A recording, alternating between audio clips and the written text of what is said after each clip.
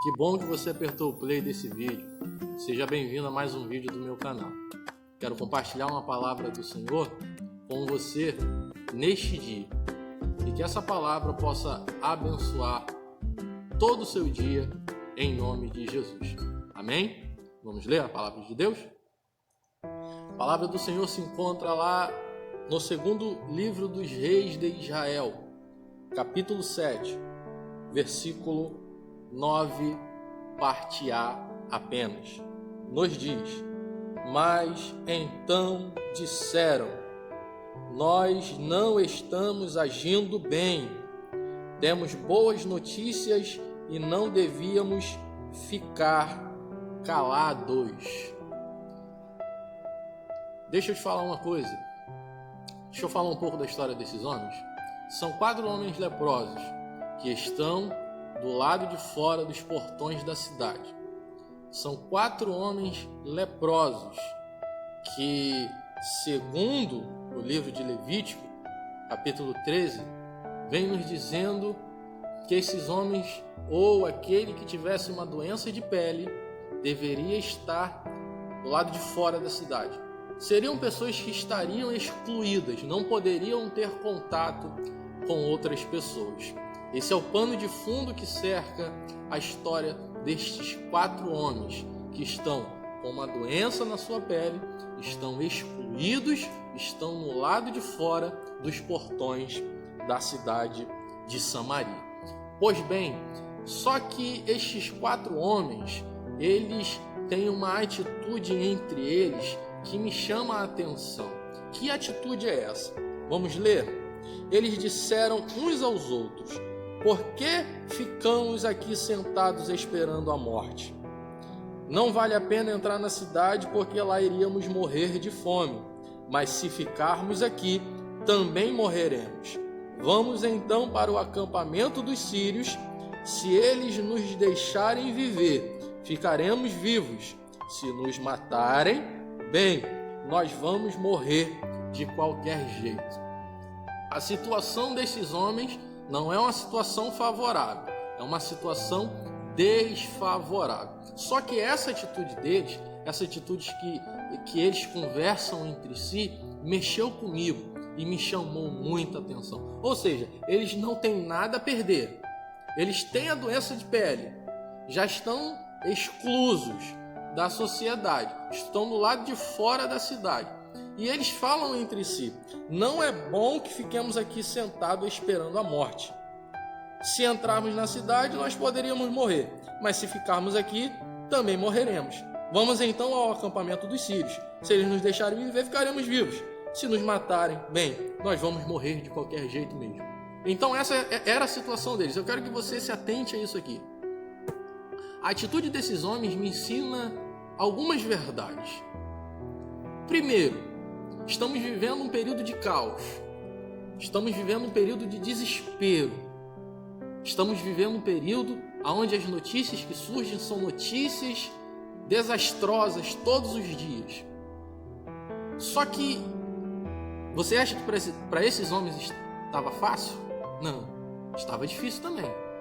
Só que eles têm uma atitude que me chama a atenção. Eles se colocam de pé mediante a situação difícil que está à volta deles, aquilo que eles não têm nada a perder, mas pelo menos eles tentam.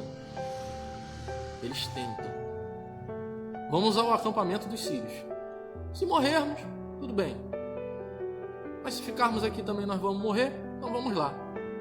Então, a primeira verdade que eu quero te falar aqui é não se acomode mediante ao dia mau ou dia difícil. Tem muita gente que fica acomodada. Tem muita gente que chora: ai minha vida, tudo eu, por que comigo? Não, Deus não quer isso. Deus quer que você se levante nesse momento mau que talvez você esteja vivendo. Deus quer que você se levante nessa situação difícil que está cercando o nosso Brasil. Deus não quer ver você prostrado. Deus não quer ver você desesperado. Deus não quer ver você angustiado. Deus não quer ver você parado ou parada. Deus quer que você se levante. Se levante. porque Deus vai agir com o sobrenatural dele sobre a sua vida. Sobrenatural, guarde essa palavra. E essa atitude que eles têm de ir ao acampamento dos sírios, Deus age com o sobrenatural. Por quê? Porque 4 homens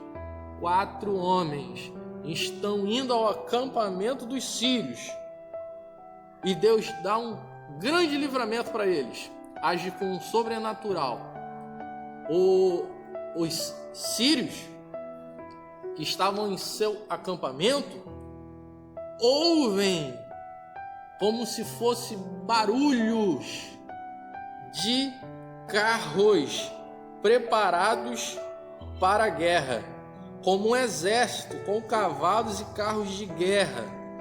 Então eles pensaram que o rei de Israel havia pago os reis dos heteus e reis dos egípcios e os reis e os seus exércitos para o atacarem. Por isso, ao anoitecer, os sírios haviam fugido para salvar a sua vida, abandonando barracas, cavalos, jumentos e deixando o acampamento como estava. E aqui eu falo das verdades que isso me ensina. Primeiro, eles têm uma atitude de coragem. Eles se levantam, veem que a situação à volta deles está desfavorável, mas mesmo assim eles têm uma atitude de coragem. Seja corajoso, seja corajosa. Vamos lá, se levante, levanta a cabeça, joga uma água no rosto. Seja 1% daquilo que muitos estão sendo iguais. Seja 1% diferente daquilo que todo mundo está fazendo. Tenha uma atitude de coragem. Segundo ponto, uma grande descoberta eles têm. Ou seja, eles têm uma atitude de coragem, e quando eles têm essa atitude de coragem, eles se levantam, vão até o acampamento dos sírios. Os sírios batem em retirada porque pensam que é um exército que está vindo, e eles têm uma grande descoberta. O quê? A grande descoberta é que eles encontram barracas, cavalos, jumentos e tudo o que estava dentro dos acampamentos ali dos sírios. Então, quando eu tenho uma atitude de coragem, Deus me concede uma grande descoberta. Deus está te concedendo uma grande descoberta da potencialidade que existe dentro de você, mas você precisa ter atitude de coragem, se levantar primeiro. Deus sabe que você é capaz, Deus sabe que você pode, Deus sabe que você consegue. Só que esse momento desfavorável está fazendo com que você não veja, que você não descubra aquilo que você pode e é capaz de fazer. Segundo ponto, grande descoberta. O terceiro ponto, satisfação pessoal. Porque quando eles chegam e se deparam com tudo aquilo, eles têm a atitude de coragem, uma grande descoberta e têm uma satisfação pessoal. Por quê? Porque quando eles entram no acampamento, eles se deparam com comida, com bebida, prata, ouro e roupa. Algum tempo atrás eles estavam do lado de fora dos portões da cidade. Agora eles entram, têm uma grande descoberta e eles se deparam com uma satisfação pessoal. Deus vai fazer isso com você também. Quando você tiver essa atitude de coragem, quando você se descobrir, ter essa grande descoberta, Deus vai trazendo uma satisfação pessoal muito grande para a tua vida. Deus quer que você se levante em meio da tua casa e comece a profetizar, fazer diferente. Se está tudo desarrumado, se está tudo bagunçado, espiritualmente falando, não falando da parte organizacional, mas falando espiritual. Se o teu marido ainda não aceitou Jesus, se a tua esposa ainda não aceitou Jesus, se teus filhos ainda não aceitaram Jesus, ei, se levante, tenha uma atitude de coragem, começa a fazer diferente, começa a profetizar, começa a liberar palavras, e você vai ter uma satisfação pessoal. Deus vai te honrar, vai salvar o teu marido, vai salvar a tua esposa, vai salvar os teus filhos e vai continuar te honrando na face da terra. Você vai ter satisfação pessoal com essa grande descoberta na presença do Senhor Jesus. E encerrando, eles têm um bom senso e transmitem uma boa notícia. O que? Versículo 9 vem dizendo: então eles disseram entre si: nós não estamos agindo bem, temos boas notícias e não devíamos ficar calados. Eu quero aqui falar com você e encerro esse momento de reflexão. Quem sou eu na fila do pão? Quem sou eu na fila do pão? Eu pego essa palavra até um pouco engraçada para poder fazer você refletir nessa manhã. Quem sou eu na fila do pão? Observe que tem gente que está na fila do pão, está comprando pão, mas está falando mal do pão. Hoje o pão é duro. o pão não tem gosto, mas precisa comer do pão e está reclamando do pão.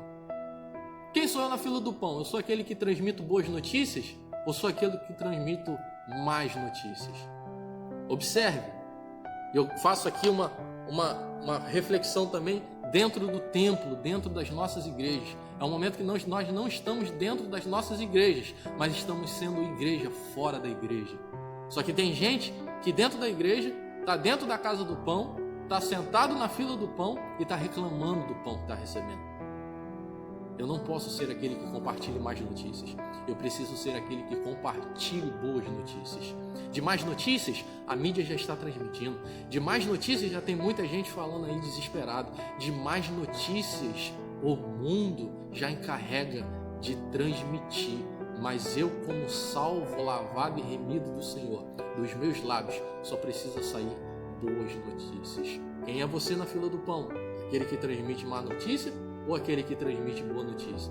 E é isso que esses homens fazem. Eles têm um bom senso de transmitir a boa notícia, correm e transmitem a boa notícia do palácio. É isso que Deus quer de você neste dia. Ele quer que você faça diferente. Seja porta-voz das boas notícias. Será que você não tem um motivo para poder se alegrar na presença do Senhor hoje e transmitir uma boa notícia? Faz o seguinte, pega o teu celular, põe no status do teu WhatsApp, compartilhe uma boa notícia. Quem era você outrora, quando não estava nos caminhos do Senhor, e agora a pessoa que você se tornou? Será que não é motivo de você compartilhar essa boa notícia? Compartilhe as boas notícias de salvação. Jesus cura, salva, liberta, leva para o céu. Jesus está voltando, só que enquanto estamos aqui na terra, Ele quer que sejamos aqueles que transmitem boas notícias. Fique com essa palavra. Guarde essa palavra na tábua do seu coração. Quando eu passar a compartilhar boas notícias, as boas notícias também chegam até mim. Não seja aquele que compartilha más notícias e depois fica chorando quando a má notícia chega até ele. Compartilhe boas notícias, porque as boas notícias também te alcançará. Eu profetizo isso sobre a sua vida. Fique com essa palavra. Que Deus te abençoe em nome de Jesus.